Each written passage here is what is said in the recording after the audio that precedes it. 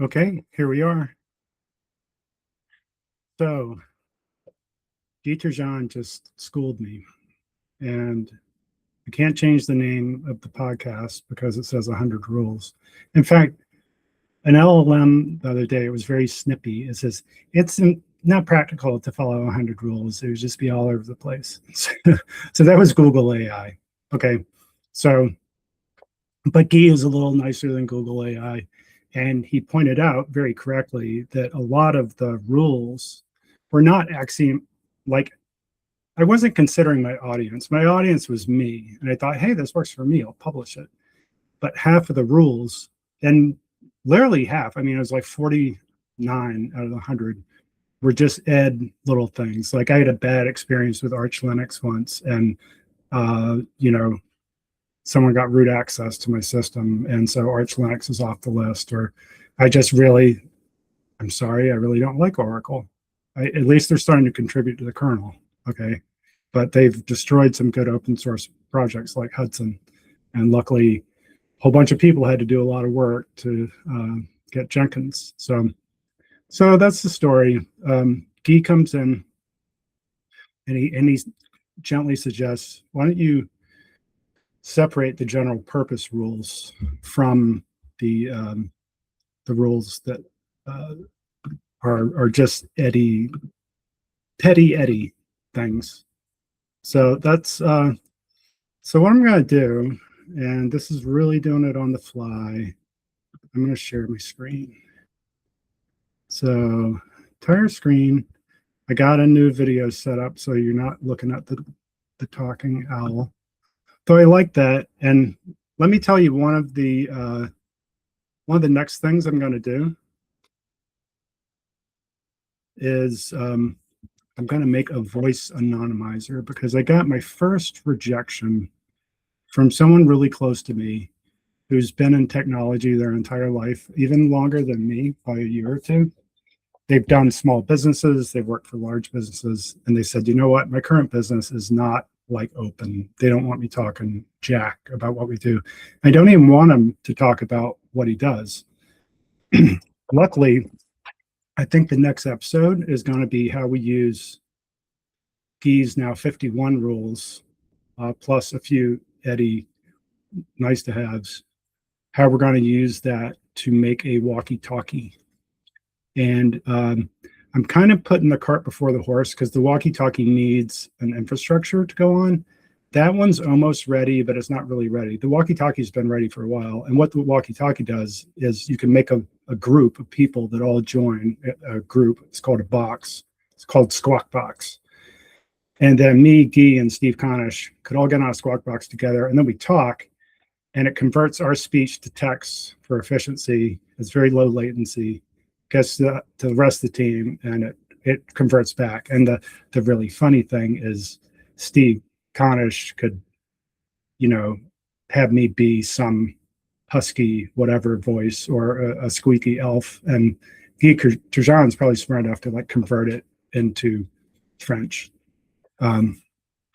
his native language. Okay, so here we are.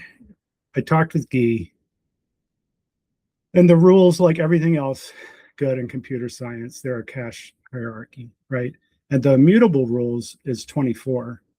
Now we're talking. And those could probably get smaller. I would love to say, look over a month or a year of coding, or if other people use these rules, and they could see how many times they hit each rule. And here's another law, not a rule, a law. One rule per billion parameters. We found that the 2 billion granite model could remember, about 2 rules. Claude, with its trillion parameters, can hold a practically unlimited number of balls in the air. And you got to remember, it's not just the number of rules it can remember, it's how many things it can kind of remember. It's like, oh yeah, I was working on the LLM thing, not the Ed's rules thing. And, oh, okay, yeah. So that's when they start hallucinating, is when you overload them. Okay, so here's how the hierarchy looks. It looks like a martini glass. So I don't really drink that much anymore, but this is looking pretty good. So axioms, here's where you put your personal stuff. A lot smaller. You shouldn't have too many pet peeves, right? This would ideally be about 10. Then for the project, and then for the employer. Who cares about your employer? But oh yeah, they're a medical device provider. They need to be certified. Okay, so I guess I'll put SIL certification there. But okay, so these are the things.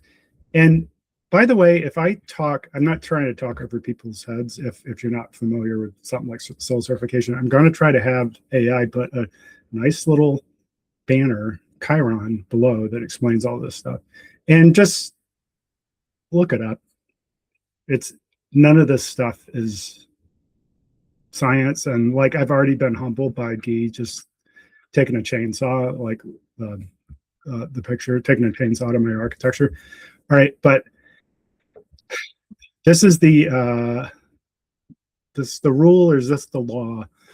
The law is that if you're going to do, let's say you're bad at GUIs, as I was, and next time or sometime down the road, I'm going to show you something called Content Delivery Network Simulator. It's a high fidelity simulator built on the rules. It took about a week. The rules were kind of rough back then, and I really struggled with the GUI.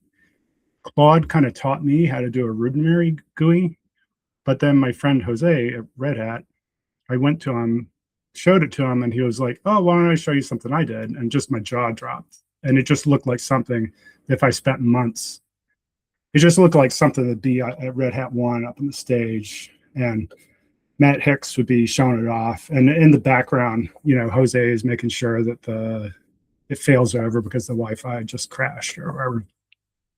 So he had 2 words for me. So this is called distilling. Like, Jose is a large language model with far more capability than Claude or Opus or Fable or whatever, especially when it comes to GUIs. So I went to him, I distilled, I fed my context and my entire demo to him. And he's a very valuable language model because he distilled it all into 2 words, which was React and Vite. And I plugged those in as my preferred graphics mechanisms. And suddenly everything worked good. So a lot of this is humility. If you work for Red Hat, it's like you've gone from being the star on your high school baseball team to suddenly you're warming the benches in the major leagues. And well, I hope I'm not a threat of being sent back to the minors. I think I'm past that. But there's always people like Steve Konish or Guy Turgeon or Jose Mayorga who just teach you to be humble about yourself. Nobody knows everything. I can go to Guy and he improves my architecture in 30 minutes. I go to Jose and he improves my GUI in 2 seconds, two tokens from Jose, and it changes my GUI from like a D- to an A+. So let's all collaborate. If you have ideas to how to improve the rules, submit a pull request. Have fun with it. Try to see like how small you can make it. Why not a dozen rules? Let's see how it works. Let's compare, let's benchmark, let's create rubrics and test everything. So that's kind of my spiel for today. Thank you very much. Thank you to Guy for last thing. I think the very next thing, because it's going to open up what we can do, is the anonymizer. So the anonymizer is going to be my walkie-talkie called Squawkbox. It's going to allow people to speak to me, have it change it to AI-generated speech, and they can speak freely because maybe they're at a company that doesn't value open expressing yourself as a human being. So unlike Red Hat, you got to give it to Red Hat. They open source projects, I can do whatever the heck I want, and this is what you're getting. Okay, so thanks everyone. I appreciate it. Next time I'll try to look at the camera talking to you, and I will see you next time. Thanks.